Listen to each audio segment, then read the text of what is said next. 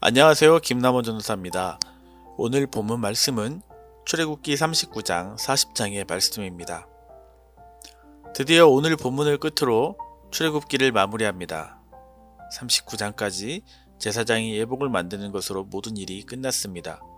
이미 이스라엘 백성들은 성막의 모든 기구들을 만들어서 모세에게 가지고 왔습니다. 이제 남은 것은 성막을 세우고 성막의 기구들을 제 위치에 옮겨 놓는 일뿐이었습니다. 성경은 이 일이 얼마나 걸렸는지에 대해서 언급하지 않습니다. 다만 이스라엘 자손들이 모든 일을 마무리했다는 사실과 이들이 하나님, 그러니까 여호와의 명령대로 모두 행했다는 것을 반복적으로 기록할 뿐입니다. 출애굽 당시 이스라엘 백성들의 모습과는 사뭇 다른 모습이죠. 모세는 모든 상태를 점검하고 모든 것이 하나님께서 모세에게 명하셨던 것 그대로 되었음을 확인한 후에 그들을 축복하였습니다. 하나님께서도 이 모든 것을 만족하시고 모세에게 애굽을 나온 지 1년이 지난 첫째 달 초하루에 성막을 세울 것을 명령하셨습니다. 모세도 그 모든 것을 준행하였습니다. 그런데 모세가 하나님께서 명령하신 대로 성막을 세운 이야기 안에서 반복해서 나오는 표현이 있습니다. 바로 여호와께서 자기에게 명하신 대로 했다라는 표현입니다. 총 7번이나 반복되는 이 표현은 성막이 세워지는 일들이 이스라엘 백성들의 완벽한 순종 속에서 진행되고 있음을 강조하고 있습니다. 하나님 앞에 자발적으로 물질을 드리고 하나님의 명령에서 순종한 결과 성막이 세워졌습니다. 그때 구름이 회막을 덮고 여호와 하나님의 영광이 성막 안에 가득 찼습니다. 맨 처음 시내산 정상에서 임하였던 하나님의 영광이 드디어 이스라엘의 한가운데 진영의 중심으로 내려오신 것입니다. 이 모든 일이 마쳐짐과 동시에 구름이 회막을 덮었다라고 기록하고 있는 33절과 34절의 말씀은 적어도 이 일이 아주 신속하게 이루어졌다는 느낌을 주고 있습니다. 마치 하나님께서 백성 중심에 오셔서 함께 하심을 더 지체할 수 없으신 듯한 느낌을 주고 있습니다. 시내산에서 있었던 일들과 동일하게 모세는 이제 성막에서 하나님의 임재를 경험합니다. 그래서 많은 학자들이 성막을 이동형 시내산으로 표현한 것은 무리가 아닌 것 같습니다. 이제 이스라엘에게는 이 성막이 하나님의 임재와 보호의 상징이 되었습니다.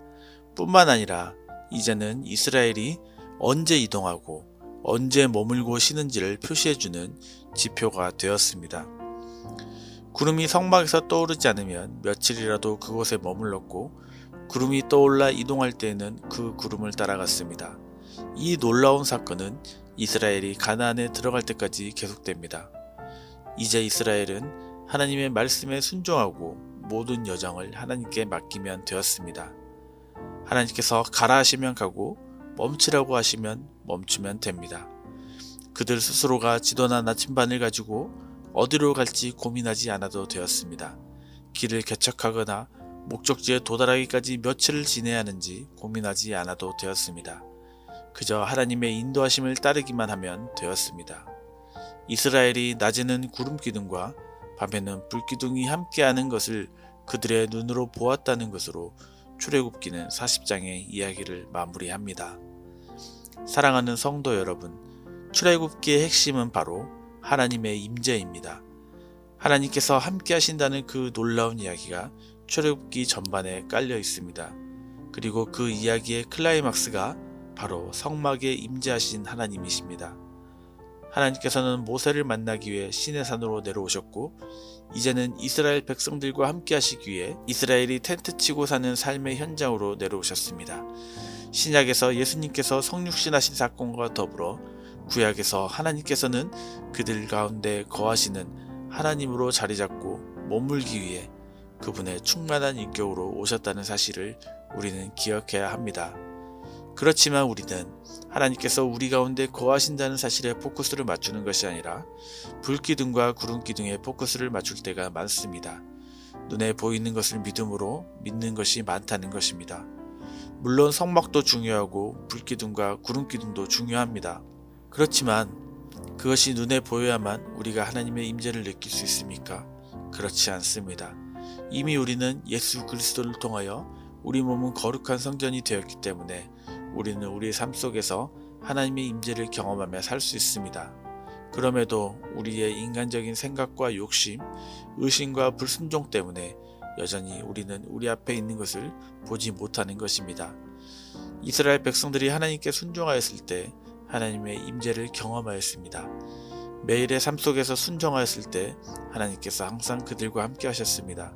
그렇기에 우리에게도 이러한 순종하는 삶이 필요합니다. 사랑하는 성도 여러분, 2020년 새해가 밝았습니다.